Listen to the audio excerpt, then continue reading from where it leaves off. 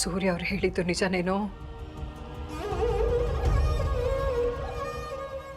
ನೀನ ಮನೆ ಹಾಳ ಶಶಾಂಕನ್ ಜೊತೆ ಇದೆಯಾ? ಅವನೇನ ನಿನ್ನ ರಿಲೀಸ್ ಮಾಡಿ ಕರ್ಕೊಂಡು ಬಂದಿದ್ದು? ನನ್ನ ಜೀವನ ಅಂತೂ ಹಾಳು ಮಾಡ್ದ. ಈಗ ನಿನ್ ಜೀವನ ಹಾಳು ಮಾಡಕ್ ಬಂದಿದ್ದಾನ ಅವನು? ನೀನ್ ಅಪ್ಪನ ಬಗ್ಗೆ ತುಂಬಾ ತಪ್ಪು ತಿಳ್ಕೊಂಡಿದ್ಯಮ್ಮ. ಅವರು ನಿನ್ನ ತುಂಬಾ ಪ್ರೀತಿಸ್ತಾರೆ, ನಿನ್ನ ನೋಡ್ಬೇಕು, ನಿನ್ ಜೊತೆ ಇರ್ಬೇಕು ಅಂತ ತುಂಬಾ ಕಾತಿರ್ತಾ ಇದಾರೆ. ಅಮ್ಮ ಬಾಮ ಇಲ್ಲಿಂದ ಹೋಗ್ಬಿಡೋಣ. ಇವ್ರು ಸಮಾಸನೆ ಬೇಡ, ಇವ್ರನ್ನ ಮುಗೀತು ಅನ್ಕೊಂಡ್ಬಿಡು.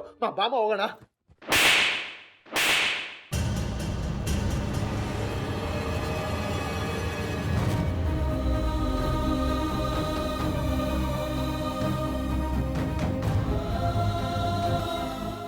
ಏನು ಅನ್ಕೊಂಡಿದ್ಯಾ? ಏನು ಅನ್ಕೊಂಡಿದ್ಯಾ ನೀ ನನ್ನನ್ನ? ನಾನು ಯಾವತ್ತಾದ್ರೂ ಹೇಳಿದ್ನ ನಿನ್ಗೆ ಸೂರ್ಯ ಅವ್ರನ್ನ ನಾನು ಬಿಟ್ಟು ಬರ್ತೀನಿ ಅಂತ, ಅಥವಾ ಆ ರಾಕ್ಷಸನ ಜೊತೆ ಬಾಳ್ವೆ ಮಾಡ್ತೀನಿ ಅಂತ ಯಾವತ್ತಾದ್ರೂ ಬೇಡ್ಕೊಂಡಿದ್ದೀನಾ? ನನ್ನ ವ್ಯಕ್ತಿತ್ವಕ್ಕೆ ಮಸಿ ಬೆಳೆದ್ಬಿಟ್ಟಿಯಲ್ಲೋ ಅದಿ.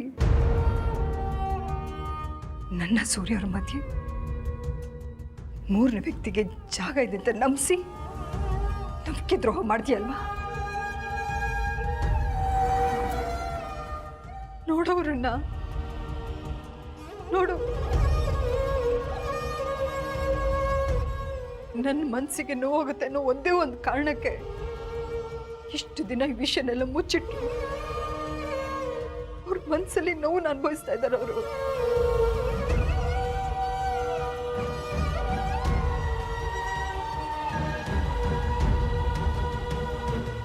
ನನ್ನ ಸೂರ್ಯ ಅವ್ರ ಸಂಬಂಧದ ಬಗ್ಗೆ ಏನೋ ಗೊತ್ತು ನಿನಗೆ? ಏನು ಅನ್ಕೊಂಡಿದ್ಯಾ? ಅವ್ರು ನನಗೆ ಹೊಸ ಜೀವನ ಕೊಟ್ಟವರು. ಅವ್ರು ನನಗೆ ದೇವ್ರಿ ತಕ್ಕಣೋ. ನಾನು ಸೂರ್ಯ ಅವ್ರನ್ನ ಬಿಟ್ಟು ಬರೋದು ಒಂದೇ, ನನ್ನ ಪ್ರಾಣ ಬಿಡೋದು ಒಂದೇ.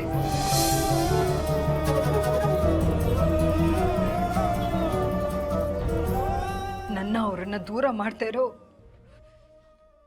ನಿನ್ನಂತ ಮಗನಿಗೆ ನಾನು ಜನ್ಮ ಕೊಟ್ಟನಲ್ಲ ಅಂತ ಸಂಕಟ ಪಡ್ತಾ ಇದ್ದೀನಿ. ನಿನ್ನ ಮುಖ ನೋಡೋಕ್ಕೆ ನನಗೆ ಅಸಹ್ಯ ಆಗ್ತಿದೆ ಕಣೋ.